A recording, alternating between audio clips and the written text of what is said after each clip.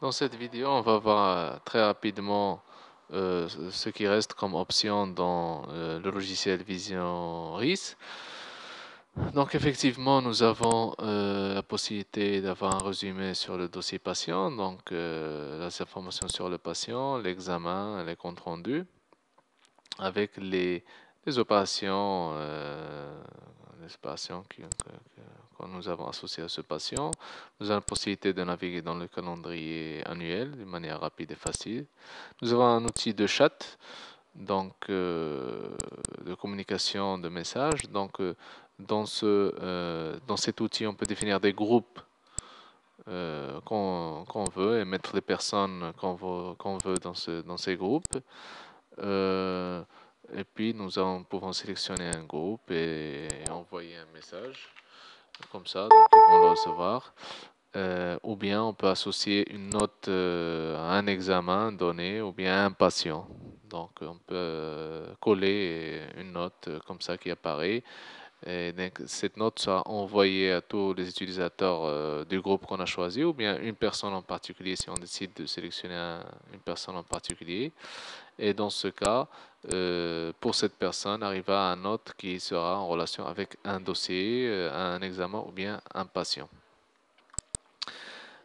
Pour l'impression des étiquettes, donc nous avons ici la possibilité d'imprimer par exemple une étiquette ou bien un autocollant ou bien les deux.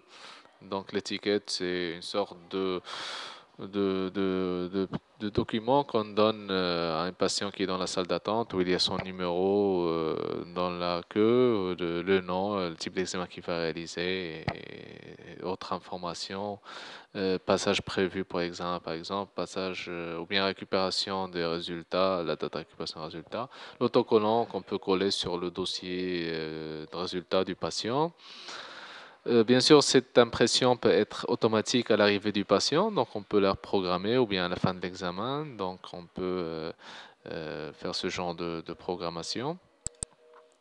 Ce bouton, c'est pour calculer des devis. Donc, s'il y a un patient qui arrive avec un devis, donc on sélectionne le type d'examen ou les types d'examen qu'il va réaliser, et puis les produits, et puis s'il y a des conventions, etc., on fait des calculs, des simulations dans des devis.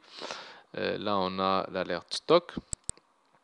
Donc là, on obtient directement donc, les quantités minimales qui restent dans chaque produit. Cette option nous permet de faire une association entre le PAX et le RIS pour si jamais on n'a pas la worklist. Donc dans le cas de la worklist, il faut souligner l'association elle est automatique.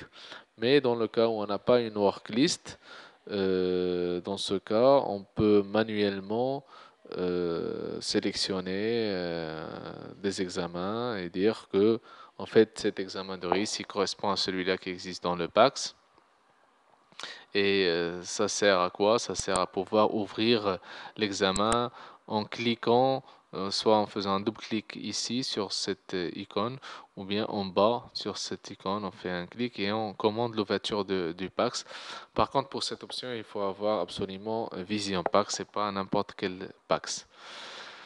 Pour finir, donc il y a la partie configuration.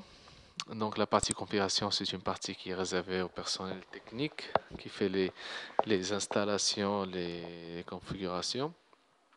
Je citerai uniquement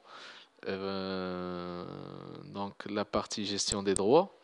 Donc pour montrer euh, l'ensemble des droits et droits d'accès bien sûr et qu'on peut avoir pour un utilisateur.